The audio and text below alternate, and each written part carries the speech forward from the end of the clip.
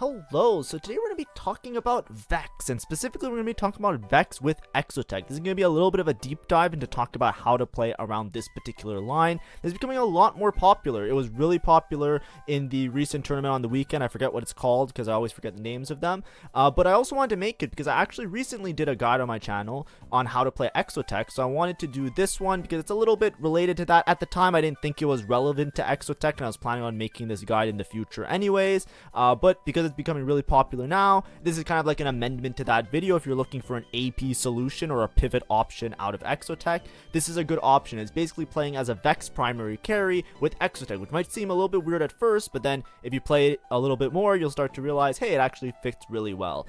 Speaking of my YouTube channel, please make sure to like and subscribe if you do like my content. It does help me out quite a bit. Like I said, I do daily guides where I'm either talking about like different cost units, different game mechanics, or different ways or things that can help you out with set 14 or your set 14 ranked climb. So make sure to like and subscribe because it helps me out, and it can also help you out if you're looking to improve at TFT.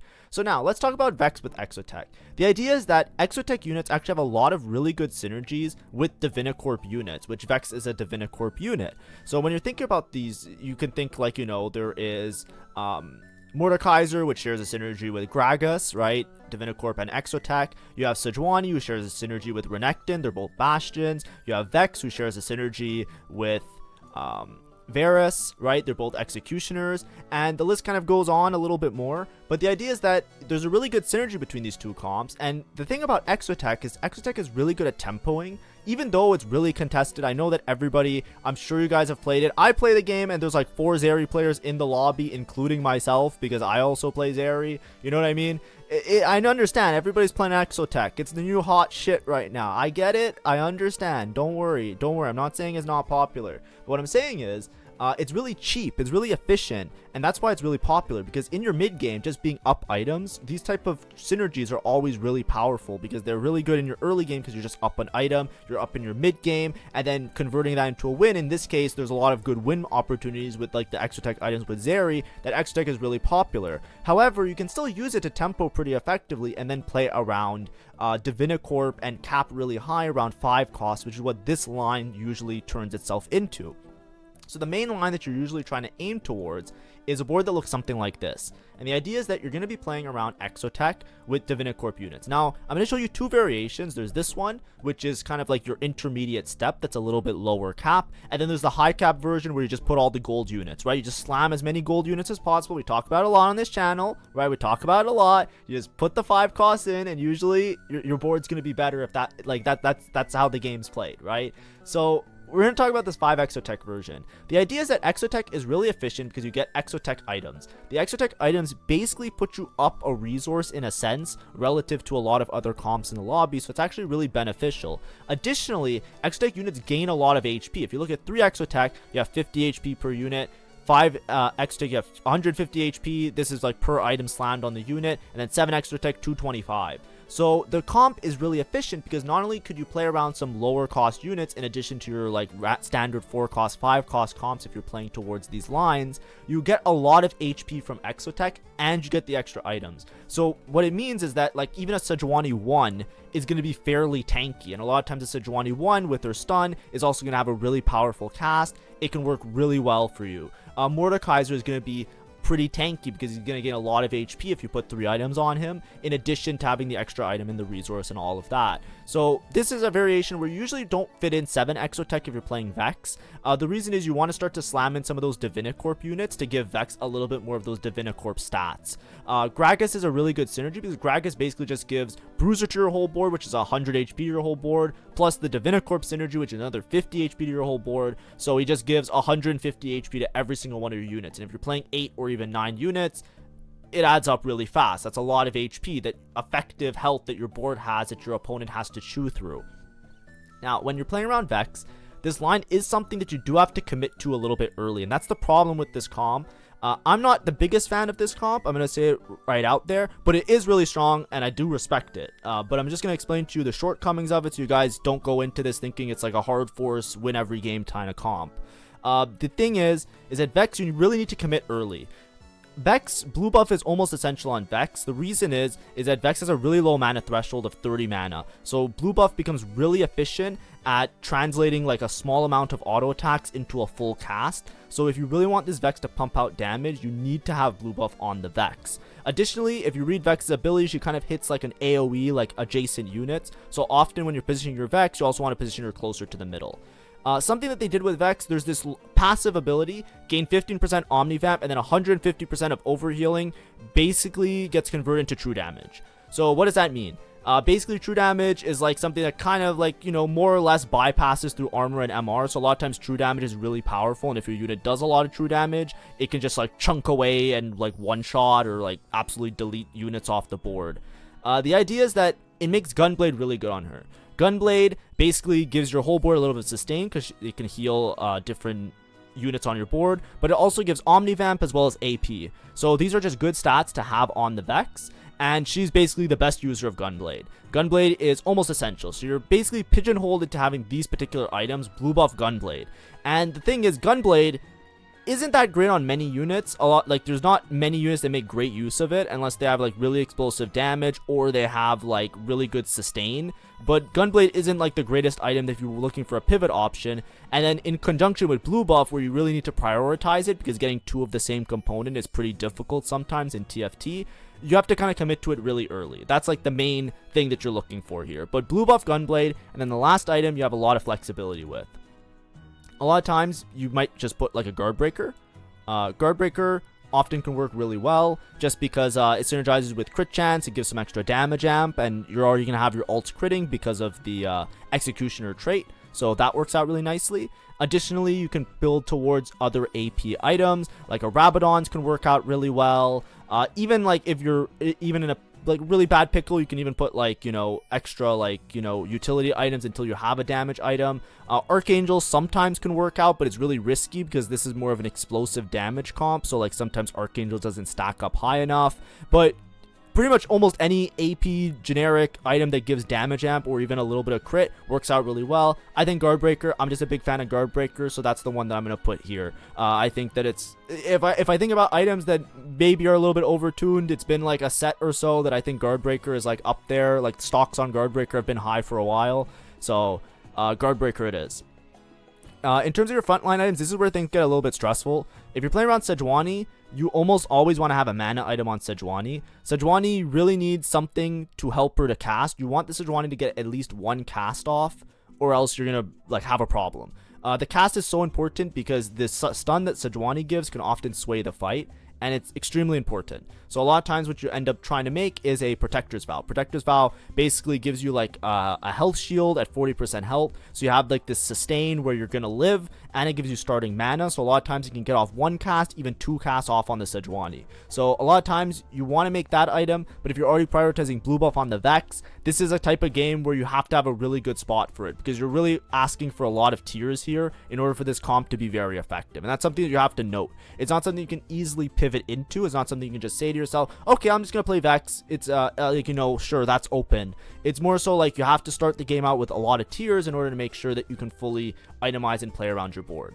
Now, the problem with this board, what I would say, is that it doesn't feel like it's that strong in multiple regards. This board's really good if you can hit Varus 3, and it's exceptionally good if you can hit Mordekaiser 3. Because you're playing 5 Exotech, a lot of times you're going to have a Varus item, even if you have something like Hollow Bow, even this Fang item, what's it called? Hyper Fangs is really good on Varus. It just gives a lot of good stats and good effect, good ability that synergizes well with his ult.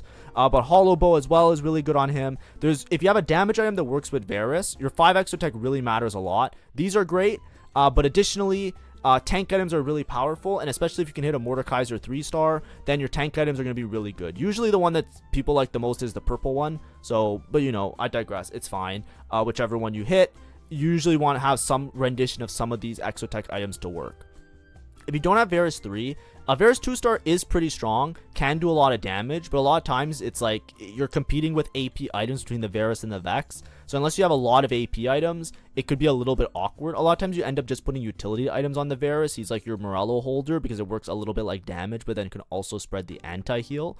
But similarly, you can just go for like, you know, full damage amp or full damage. So stuff like Guard Breaker and a Giant Slayer, because Giant Slayer is pretty good right now because there's a lot of HP on a lot of people's boards.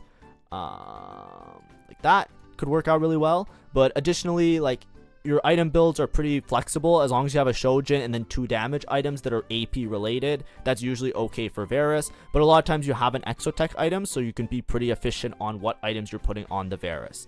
Now additionally, you'll see that we play Morgana. Morgana just gives AP. You're doing mostly AP damage, so the Divinicore buff of getting extra AP is really good, especially on Vex. Vex does, because Vex and Varus are both executioners, they're going to get flat AP, which is going to basically be multiplied by that crit that they're going to get with their ult because of their executioner trait. So usually Morgana, even though she's a 1 cost and she's typically not that great, she's really important on these boards in particular. And then Gragas just helps out your front line a lot. Now, what I would say is that this board is usually an intermediate step, and this is where this is why I don't really like this board that much, but of course I think it's still really strong, and I think if you have a good spot for it, it's really good. It's just not as good as some of the other boards in the current meta. But the thing about this board is that if it caps really high, and if you're stuck on level 8 and you don't hit Varus 3, don't hit Mordekaiser 3, this is going to be a really hard top 4. That's what usually, I think that would be the general experience. If your board looks like this, it's hard to top 4. What you really want to do is you want to get to this board. Now, what's the difference with this board? We basically just drop out 2 of the Exotech units. Now, dropping out 2 of the Exotech units is not an easy task because you lose a lot of effective HP. If you read the difference between 3 and 5 Exotech, you're losing 100 HP on each Exotech unit per item that is slammed on the Exotech units. That's a lot of HP if you have a lot of frontline items, and if you're primary tanking around Mordekaiser and Sejuani, it can actually lose you a lot of HP and it can make you very glass cannon-y. However, if you have the 5 cost, for example, if you have like Renekton upgrade, if you have Viego upgrade, if you have Aurora upgrade, this board caps extremely high. Aurora, one of the best units in the game. She can also throw in an extra frontline unit or an extra backline unit depending on what you need. She is extremely strong, her damage is extremely powerful, and she also synergizes with Dynamo, so she actually can get her cast off a little bit faster. She slots in really nicely into this board. Additionally, Renekton gives everybody attack speed. It doesn't matter if you're an AP unit or an AD unit, having extra attack speed lets you cast a lot faster, so it actually helps you out quite a bit. So it's a really powerful Divinicore buff. And additionally, this Renekton is going to benefit from all the other Divinicore buffs. She's actually be really tanky and do quite a bit of work on the board. This board becomes a sum of its parts between the different 5 costs and then your Vex kind of picking up the slack in the background, and with your Varus also picking up some of the slack. Additionally, there's variations where you can drop some of these backline units and you can play deeper into Executioner. You can play up to 4 Executioner even by just dropping Morgana and Aurora, but I think it's a little bit better to play the Morgana and the Aurora because of the buffs that they give you. Now, ideally, it's a really contested Sejuani meta, but you really want to have Sejuani 2 as well if you're playing this variation. You can kind of get by with this variation with a Sejuani 1 because you have like a lot of extra frontline because of your Exotech trait, but especially if you're going towards this comp, you really need to have everybody upgraded in order for it to be really strong. Additionally, Viego, he's just here because he's broken, but you can easily swap out this Viego for a variety of different other units, right? Even a Kabuko can fit in, and you can play deeper into Bruiser. A Zac can fit in pretty easily. A lot of times you're just looking for a frontline unit. Now, in terms of positioning, how you want to position usually, because Vex hits the multiple units, I think I kind of alluded to it before, but I'll repeat it again just in case. You want to have your Vex towards the middle. That way her cast will have the best chance of hitting multiple units. If you put her in the corner, sometimes her cast only hits 1 unit. It's kind of like the triangle effect, where she's like hitting just the corner unit and then it goes sideways, but it doesn't like hit the adjacent units well enough, or it only hits 1 unit. You want her to get as much value as possible per cast, and she's going to be pumping out damage, so you want her to be closer to the middle. Putting her close to the middle is also a little bit risky because usually your backline carries are safer when they're in the corner, so be a little bit cautious about this. Now, the best way to play this comp, definitely you want to be uncontested if you're playing this variation of Exotech. It's not as stable as some of the other variations of Exotech, which is why, like, you know, if I look at this final board, which is your goal board, it barely even plays that much into Exotech. You're kind of just having it for like the efficiency of it, but you're usually just playing this more around the idea of like multiple 5 costs, like just overwhelming your opponent with Vex as being like a consistent source of damage. So it's a little bit less of like an Exotech board comparatively to like this style, but it definitely is a higher cap and it's definitely really powerful. The problem is when you lose Exotech, or when you don't play deep into Exotech, you lose a lot of HP, which loses a lot of stability. Part of the reason why Exotech is so broken right now, or why a lot of people play around the Zeri line, is because with 7 Exotech with Zeri, even with 1-star copies of the units, you're actually in a really good spot a lot of the time. So what do I mean by that? It's just that with 7 Exotech, you get so much extra HP on your board and the 3 items that a Zeri 1 and a Sejuani 1 is often stable. Like, your board looks something like this a lot of the time when you're playing the game, right? And you have Sejuani 1, Zeri 1, and you feel totally comfortable and totally fine. You're like, yep, I'm gonna probably win most of these rounds because I have Hollow Bow on Zeri. Usually it's like a Hollow Bow Zeri check, but it's like, yep, I think I'm gonna win every single round because I have a Zeri 1. That's usually what happens. That's because, and a lot of it's because of the stability you get from the Exotech trait. This board kind of has that, but not really, and this board definitely doesn't have any stability. Unless you have all upgraded units, your front line's gonna die. It doesn't matter how many items you have on Vex, it doesn't matter how many items you have on Aurora, these units are gonna be dead in 2 seconds. So when you're looking at this line, you have to kind of, you know, first of all, have a lot of tiers in order to angle it, because this is a comp where the more tiers the better. Because Gunblade's pretty easy to make. You just need a rod and a sword, and usually swords are stuff you don't want to deal with when you're playing AP, so it actually works really nicely. If you can get a mana item on Varus, that's really powerful. Blue buff on Vex, that's really powerful. Tier item on Sejuani, that's really powerful. Like, I'm trying to count on my fingers, and I'm running out of fingers of how many tiers I need. So you gotta be really careful when you're playing this comp. If you don't have a lot of tiers, don't think that you can play this comp and then put a Shoujin on the Vex. You will go bot for... probably. Like, maybe you won't if you're like, you know, really good and things are going really well for you in the game, but you gotta be very careful. It's not as stable. Even though it has the word Exotech in it, it is not like as stable as some of the other Exotech boards you might play. Additionally, if you're trying to tempo, it's really hard to tempo and fast 9 off of something like this, because it's gonna be really hard for you to hit some of these upgrades, right? Especially Sejuani. So you're gonna have a lack of stability. What I would suggest is that you want to play this comp kind of a little bit from ahead. You want to make sure that you have like good items for the Vex. You want to make sure you have a lot of tiers so you can spread that out on your different units and play it to the maximum of its potential. And then additionally, you want to be able to still be able to push levels and make it to level 9. So you kind of have to be a little bit of a high roll spot, or have one of those really high econ galaxies. Things like Scuttle Puddle, think like Gold Sub. Think those type of encounters where you have like a really good chance of having excess gold on your initial level 8 roll down, so you can easily make it to level 9. The idea is that if you hit the 2-star 5 cost, this board, like a lot of other boards, because you're playing around Divinicorp. We talked about this when we talked about Strategist. We talked about it a lot when we talked about like Street Demon. Whenever you have traits where it gives a lot of base stats, right, where it's just giving team-wide buffs, which is what's happening with Divinicorp, it actually works really nicely to slot in 5 costs, because they have really powerful abilities and really powerful secondary effects and all of that. So it actually gives them, with all the base stats, a lot more like meaningful purpose on your board comparatively to like low cost units. That's why these end up being higher cap style of boards. Additionally, what does work out really well for this comp is that it's a very cheap board. If you look at this board, right, besides like the Vex and the Sejuani, you're playing a lot of low cost units. So in your intermediate steps, in order to stabilize, you can often stabilize around this 5 Exotech board. It's not necessarily going to be like a guaranteed top 4 type of beat, but you actually put yourself in a really good spot to save a lot of money, make econ intervals, and then eventually have enough gold in order to pay for all of these 5 costs, like, you know, Bill Gates, and then just win out from here. That's the great part about this comp. So, conclusion. Blue buff Gunblade, essential. Tiers, really good. 5 Exotech, really good in your mid game.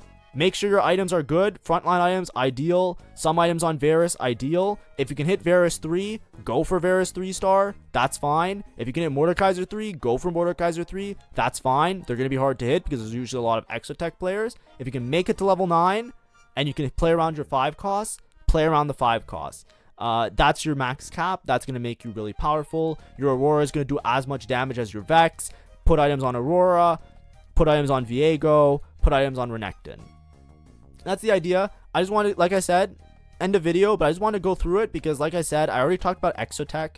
I don't want people to like think that like, you know, you can't play other things with Exotech. My comp guide was a little bit more focused on the fact that Zeri was really strong in the current patch, and I want to make it super relevant for everybody. But there are other lines like this. There are other variations of Exotech that also work. The idea is that you're just up resources, up HP, up items, so it's a very cheap and efficient way to kind of tempo yourself into a very aggressive spot.